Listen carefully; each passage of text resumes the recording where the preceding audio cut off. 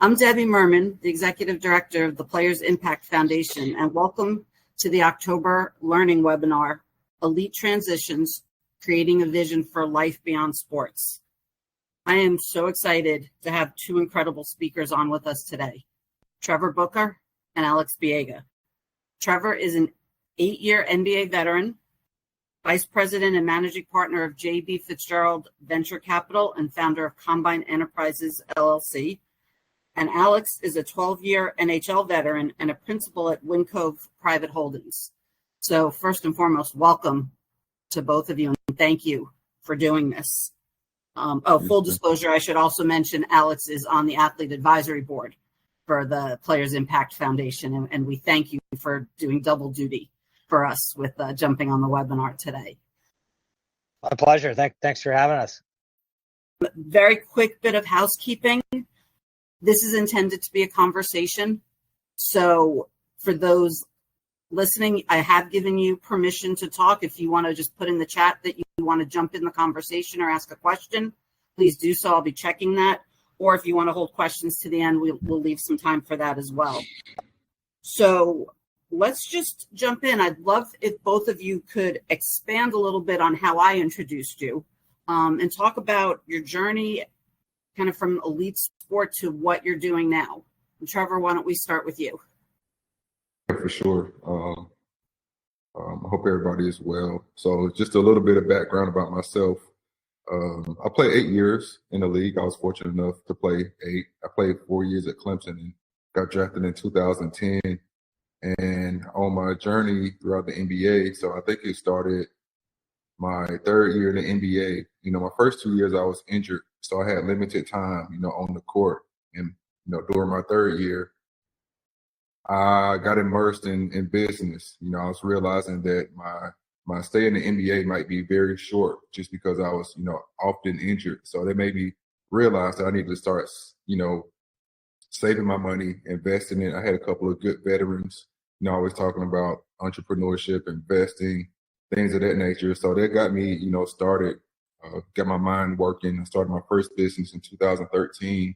And today, I was able to build my portfolio up with my best friend to be, pretty prosperous. I'm proud to say that I've made more money off the court than on the court, which is, pretty hard to do, but it's something that I'm very proud of. So yeah, I got my start back in 2013, and it really helped me transition, from on the court. Thanks, Trevor. Alex?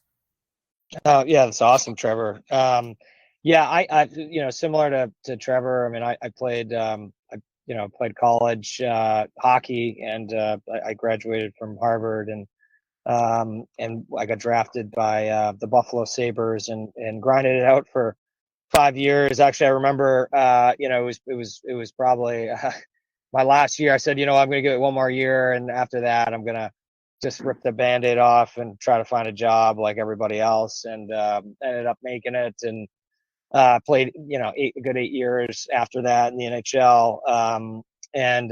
Very fortunate, wouldn't have traded that for anything. But very similarly, I mean, I always had outside interest outside the game of hockey. And I think I knew realistically the way that I was wired that I wanted to do something else outside of hockey when I was done playing. So I took a number of internships while I was playing. I was investing off my own balance sheet, similar to Trevor, and accumulated a portfolio in venture, real estate, and private equity. And that's where I work now. I work at a lower middle market private equity firm where we buy cash flowing industrial businesses. But yeah, that's it was a long journey, and certainly exciting and different outside of hockey, but a lot of similarities at the same time. You both mentioned that you started preparing for life outside of sport while you were still, involved in your careers. And it points that for both of you were pretty early in what ended up being longer careers probably than you anticipated. Why was that so important to you? Because I think you both know that's not the norm. Many players will not do that. And wait till it's a lot closer to the end. So why was it important for both of you to get started early, and what resources did you use? How did you make this happen? And Alex, I'll start with you this time. Yeah, it's such a great question. I mean, for me, it was twofold. One, I was older when I broke into the league, and I fully intended on playing late. So I retired when I was 34 years old, which, again, like I'm going into the private equity sector, which I knew I wanted to do something in the alternative investment space. And the reality is that once you have enough conversations, you figure out pretty quickly that without a traditional background in banking or finance, and doing the investment banking grind for 10 years, it's really hard to find a seat. So you'd have to really find a way, right? So just like athletics, I mean, if you're not a starter, or if you're not playing right now, you got to find a way to crack the lineup. And so I looked at it in the same lens where, okay, well, what can I be doing to one, illustrate that I'm serious, and two, learn, right, and try to accumulate a skill set that is relatable and necessary. So, by kind of ways of just internships and doing stuff on the side and having a lot of conversations. And that's the other thing. And secondly, I would say is that by having like networking, I mean, we're all so privileged to have the means of being around league owners and folks that started businesses and that have done really interesting, fulfilling things in life. And when you have enough conversations with folks, they want to help, right? And they guide you in the right direction. And that's kind of the guidance that I got, was like, hey, listen, like, it's great to be a hockey player and an athlete, and hugely respect what you did. But at the end of the day, if you want to transition, you got to have some knowledge in the space and showcasing that you want to be in the space. Thanks, Alex. Trevor? For me, it was important to start early, just because, well, one, I realized early that the ball would stop bouncing, someday. Growing up, I'm from a city of 2,000 people, so we didn't really know much outside of sports. But once I just went with the flow. Once I went to the NBA, once I went to college, I still wasn't, I really didn't know much about the world. I grew up in the deep country, where we used to kill pigs in the backyard. So that's what we knew, animals and going outside and playing sports. So, once I got to actually see the world and realize, once I got to the NBA, there was, a lot of opportunity out here, along with me getting injured my first few years, I realized that I only know one thing, and that's basketball. Basketball and family, which, is cool, but it's just a whole different world out here that's opened up to you. So take advantage of it, so networking was, my success. Everybody, like Alex said, everybody wants to, be in cahoots with a professional athlete, and they open the door for you, while you playing. And those doors, unfortunately, a lot of them close after you finish playing, if you haven't, already started reaching out to them and networking with them. So I made sure, whoever I came in touch with, that I, kept, their contact, I kept up with, I reached out to them, let them know, that I'm thinking about them or whatever. Just, just trying to keep me in the back of their heads, just in case, I needed them one day. And, things like that really help propel my career, especially after I finished, because I can, reach out to these same people and they remember me. I'm still in their minds because I've been reaching out throughout the years. So that's something that really helped me. And you'll be surprised how many, athletes reach out to me after they're done saying, "Book, all I knew was basketball. I don't know what to do now that I'm finished playing, sports." I try to help them, but, it just made me realize that, when we're in it, that we're so tunnel focused that, we don't take advantage of the opportunities always.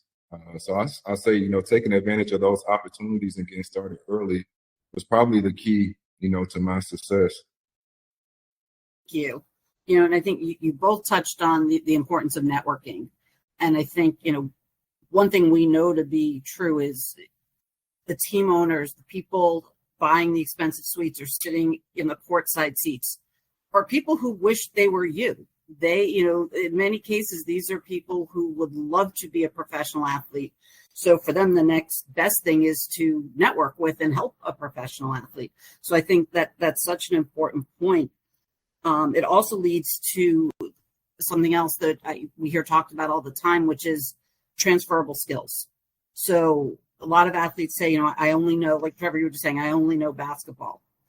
But when you look at what makes someone successful outside of sport, it's not that dissimilar from what made you successful in your sport.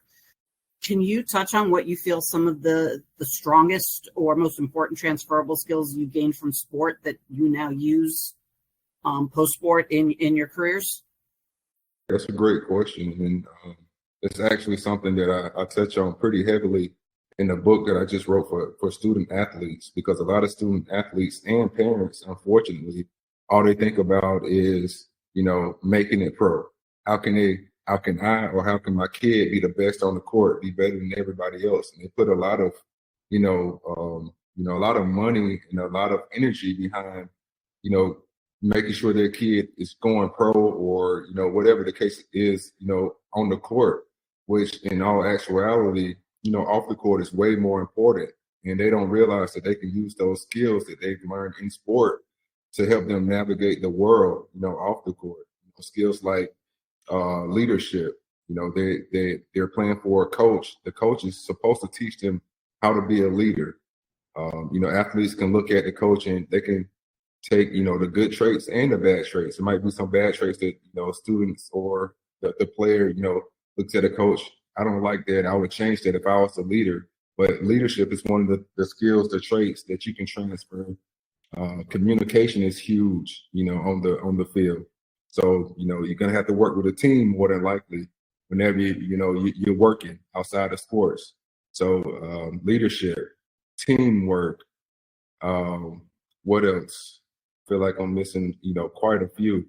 But yeah, it's the work ethic, in sports. When somebody wants to get better, what do? They go, put in that work on the court. But unfortunately, outside the court, they don't want to put in that same work because it's not something that they're, super passionate about, or they're not having fun with it, or, it's just, hard work outside of something that they've been doing all of their lives, which is sports. But, you develop that work ethic in sports. If you can, continue it off the court, it's very transferable and it goes a long way. Yeah, it's super well said. I mean, I think like, I think we lost your volume, Alex.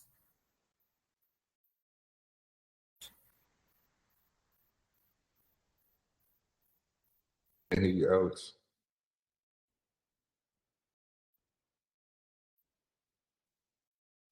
I don't think you can hear us either.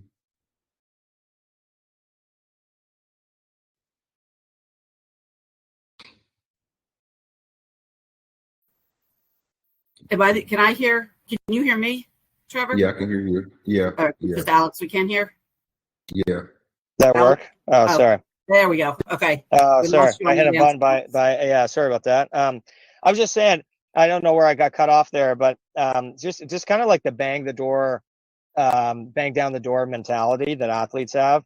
I think that's contagious, and especially in a culture where people look and strive, where they want to find, ironically, great athletes that have those instincts and that innate ability to figure it out. And I think it's like I go back to hockey or basketball. If you have all the fundamentals, you can, and you got good coaches, you could teach them, right, to be a better a better hockey shot or a better defenseman, or contribute more on the power play. But you can't teach the basic fundamentals. And I relate that to just the work ethic, the discipline, and just that tenacity that, all of us have as athletes. I think those are, both of you made such excellent points there. And it's, it's a reason why so many people and companies seek out athletes, professional athletes, student athletes, when looking to fill positions? Yeah, and I think Alex brought up a great point, especially about the discipline. You know, the last thing that he mentioned, discipline is very important, especially for an athlete. You know, you understand the importance of discipline as an athlete, but outside of that, I don't think, you know, many people understand that. You know, I rarely, you know, go out and people ask me, you know, that they're trying to get me to go out. Let's go out. Let's go out. But they don't understand that I have, you know, things to do the next day where I need to make sure that I'm well rested or, you know, not drinking and that my mind is clear. So they don't understand that discipline, you know, that it takes to make sure that I keep elevating. And, you know, things like that where you're being disciplined, those are the things that are going to take you to the next level. A lot of people say they want to do this and that, but they don't have that discipline needed to reach that level that where they want to get. Great. Yeah, just one last point. It's so true. Like the one of the best pieces of advice I got from a really successful businessman was he's like, it's like hockey, right? Like you want your shot to be improve and get better. You're out there taking 50 extra shots a practice, right? And it's the same thing when you get to real world. Like I'm going to send 50 extra emails a night, or I'm going to do that 1% extra. So really, it's the same blueprint for success, but you know, obviously, it's just a different ballpark or different stadium in some context. I agree. You know, and what I also love when you both talked about your transition, you both found something else, or in Trevor's case, several things else that you're passionate about, that interest you, that make you want to get up and work each day. So I'm curious kind of how you figured that out, and then to work into that, touching back on the fact that you both had long careers that exceeded the average, so you were more mature when you made the transition. Like, were there other things that factored into your career choices based on where you were in your life or who else was in your life at that point? And Alex, I'll go to you first on this because you and I were talking about this a lot on the prep call. Yeah. I mean, it's a good question, and I mean, as I think about it, it's you know, I would think a couple things. One, for me, the benefit that I had, I view it as at least a benefit where, I mean, when I retired, I had 4 kids. I was 34 years old, or, you know, 35 after I took, you know, some time off hockey and transitioned fully. But, you know, while I didn't have the traditional quote unquote experience that, you know, perhaps I missed while I was playing hockey, I did have a network. I did have the basic fundamental skills. And I think more importantly, I had the maturity level, especially as a father and a husband, to realize like what I really want to do in life, and what's really important to me, and what's not as important to me. And I think when you're in your early 20s, and again, there's probably people out there that have that self-awareness, but I think it was really valuable for me to really use almost the process of elimination, where it's like, hey, I can't go and do X. I just can't see myself do that. It's not great for my kids, my family. And this is the lifestyle that I want to live and the life that I want to live. Now, how do I go and execute on that? So I think that's so people, I guess, listening on this call, because the reality is that, and Trevor mentioned this, like time ticks, you do get older and people look at you perhaps differently. But I would almost use that as ammunition, where you realize, okay, what do I really need to do? What can I see myself do? What can't I see myself doing? And having that self-awareness. And I do think the older you get, you know, the probability is that you have that. Yeah, and I just want to piggyback on that. I think self-awareness is probably, you know, the key to finding your passion. You know, just because self-awareness just means that you're learning about yourself, that you know yourself. You know what makes you tick. You know what makes you go. So finding that, I think the best way to find it is probably just being true to yourself, and, you know, getting to know yourself, continuing, you know, to get to know yourself. And then, you know, I feel like the passion, it'll come once you realize, you know, what makes you go. then it makes it a lot easier in finding the path that you want to go down. So I would probably say self-awareness is the biggest thing, that you have to find or continue to, gauge or improve in finding your passion. Perfect. Thank you. This next question's for Trevor. How did you decide who to partner with? You have a number of different ventures. I know your partner from years of working with both of you, but can you talk about that process of how you decided to go into business together and then the various businesses that you are in together? Yeah. So, for me, it was my best friend. It was basically about finding somebody that you can trust. And fortunately enough for me, my best friend, he's very business savvy. But at the same time, on the other end, it's very, very difficult to go into business with friends or family. Just because, things go wrong all the time in business and that could sever your relationship. So that makes it very difficult. But it's about, having those conversations up front about, what's expected and just knowing how to communicate with each other. So I think the biggest thing is just finding somebody that you trust, which is very hard these days. There's a lot of chameleons out here.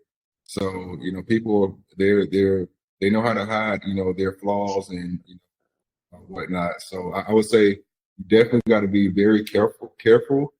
But for me, I was fortunate enough to have my best friend Jonah, and while I was playing, he was the head of the snake, and he would keep me updated on everything. But he was pretty much the engine, behind everything. He would keep me updated, and we would go from there, make big decisions together. And so I just knew I had somebody on my team that I can trust. But I think if I didn't have Jonah, I think it would have been definitely a lot more difficult to build the right team. But like I said, Jonah was there, and I was fortunate enough to have my best friend by my side. Trevor, similar but slightly different question for you, Alex. How did you decide that Wincove was the right fit for you? What was it about them that made you feel like this was the place for you?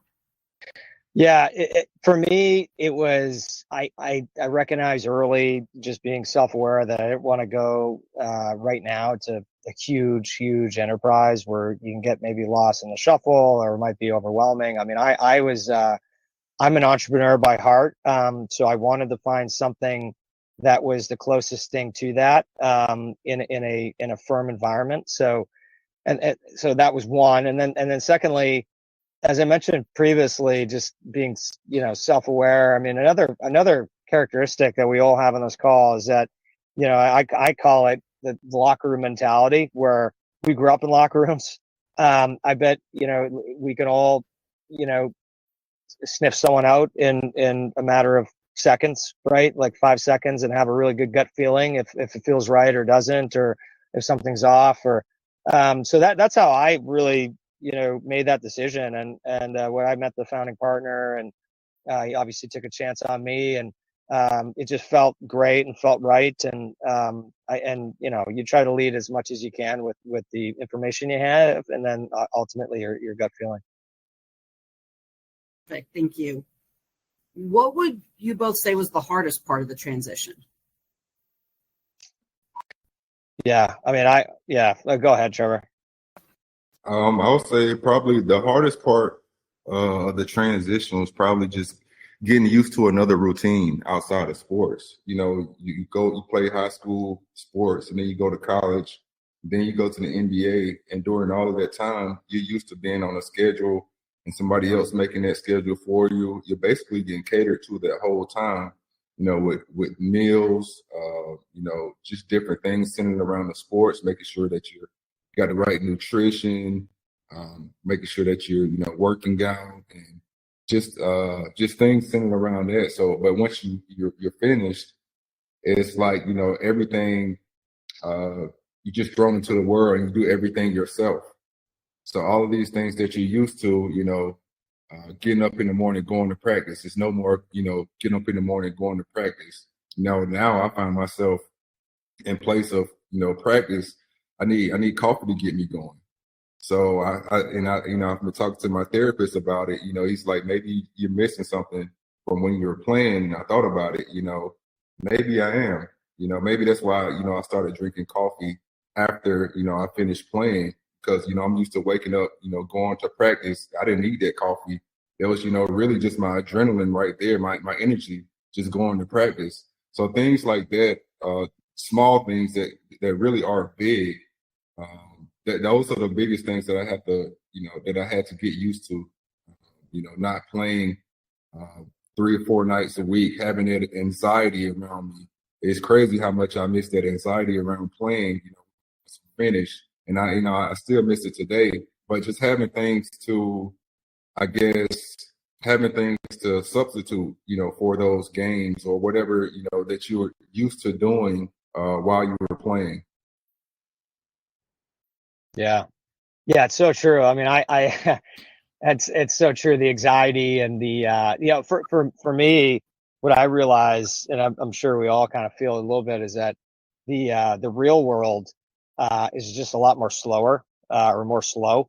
Whereas like, you finish a game and, you might have a bad night, and then the next night you get to redeem yourself, right? And then the next night after that, you put 3 or 4 games together, and all of a sudden you're like, wow, you know what? Maybe I can sign next year for a lot more than I was thinking, right? So things in the sports world and our environment happen so quickly, and being adaptable and the change can be significantly impactful pretty quickly. Whereas like the real world, you make an investment in private equity or venture, and you got to wait 5 to 10 years before you see the outcome. I mean, that's a lot different, right, than our worlds. And so I think, for me, the biggest adjustment's just been, patience and, just staying with the process. But it's a slower process than I think we're all accustomed to in some respect.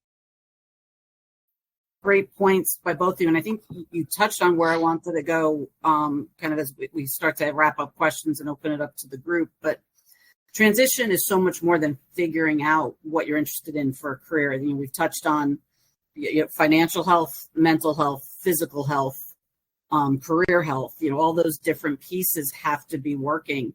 And one thing I hear a lot from athletes who have made the move or are about to walk away from sport is finding another place for community, feeling that loss of community of a team.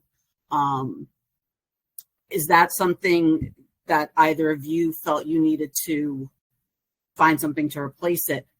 And what did you do if that's the case? Yeah, well, for me, I want to say I'm still searching, but I'm still playing in local leagues. Still trying to find, scratch that itch that I have for being on the court. I'm not sure, if that's possible for Alex in hockey. I'm not sure they have pickup hockey games, but for me, playing pickup and just being around, basketball players, it really, scratches that, that itch for me. But it's still not easy because it's still a big difference, from, going and playing against me in front of 20,000 people, to playing, just pickup now.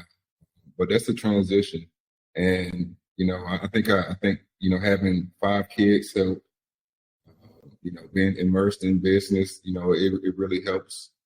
So those are things that really, help ease the pain, for sure. Thanks, Trevor. Alex?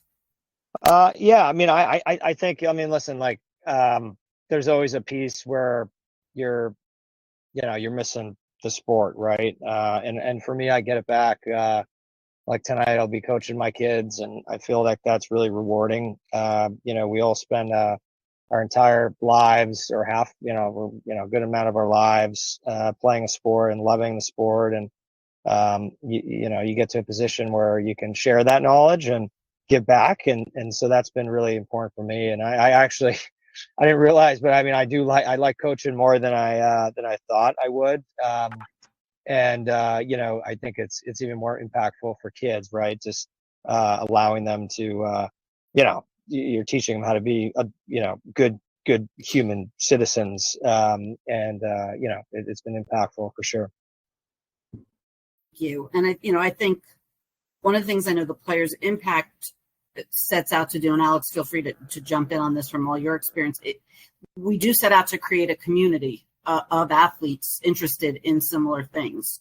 It's not meant to replace what you had in sport, but it is meant to give you a place around business, private equity, venture capital, entrepreneurship, transition, to participate in things like this, attend events, be part of the venture collectives, but really participate in things with like-minded former athletes and founders, entrepreneurs, and business people. So I think, the more of that we can create, the better.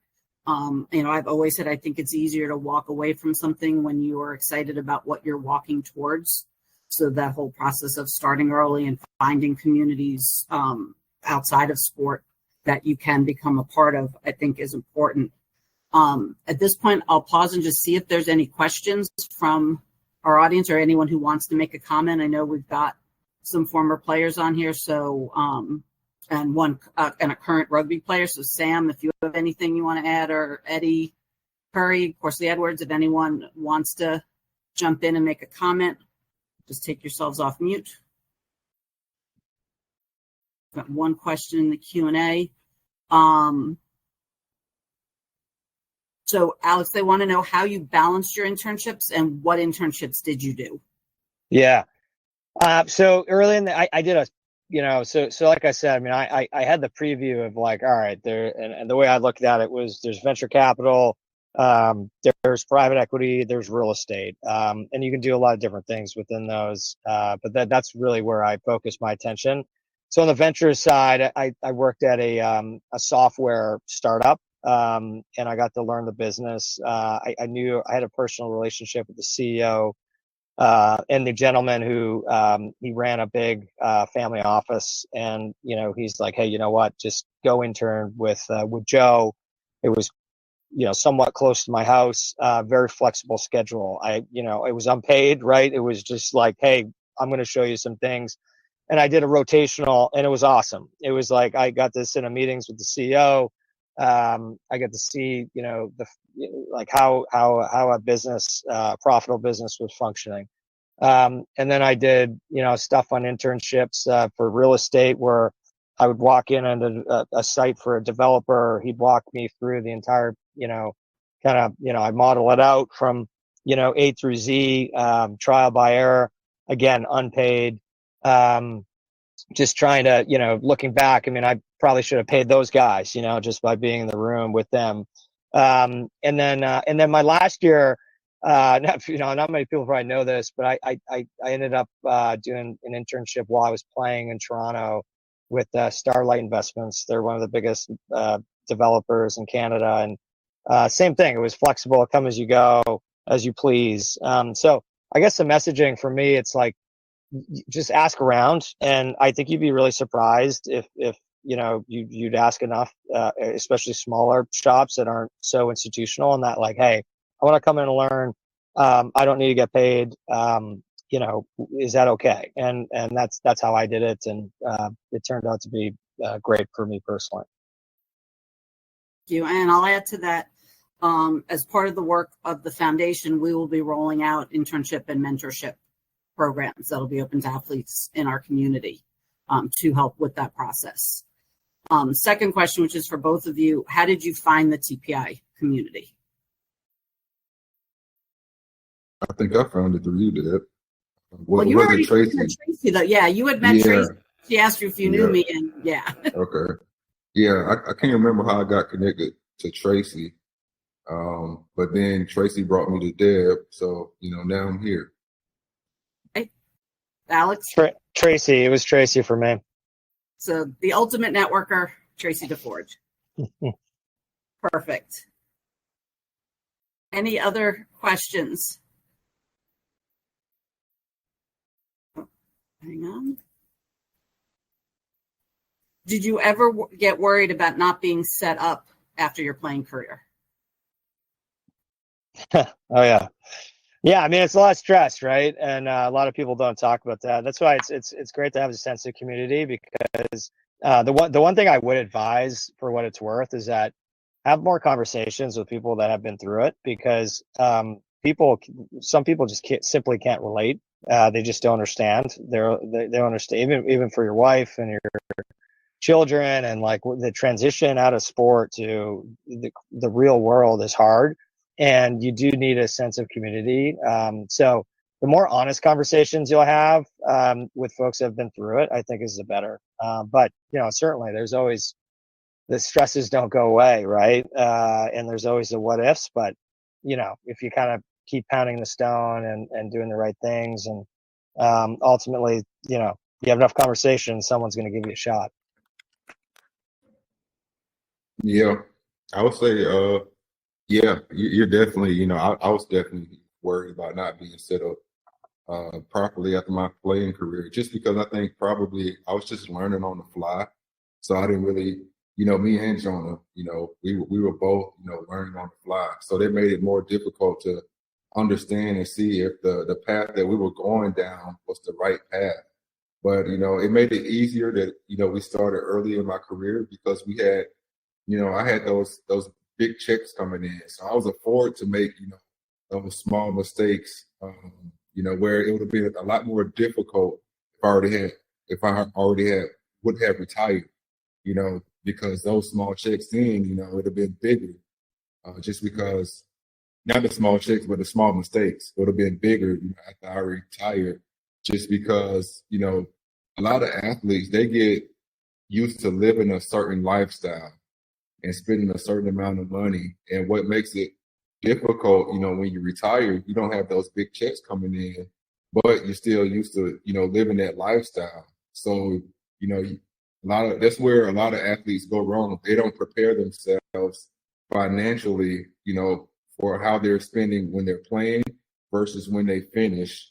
So for me, I think that was the biggest thing, just making sure that I was, setting myself up for the future to continue living the lifestyle that I was living while I was playing, which, most athletes don't do, but we learn on the fly. And, we were fortunate enough to get started early to where those small mistakes, they didn't hinder it too much. Agree with all of that. There's a comment in the chat just thanking you both and saying that you and your stories are super impressive. Hearing your backstories under very different circumstances and putting those lessons learned as athletes into successful professional careers outside of sports is very impressive. I had one last question, which was actually just put in the chat as well. So if you had one piece of advice for making the transition easier, what would you say pro athletes should do? I'd say network as much as you can. More conversations lead to spider web of connectivity and opportunities.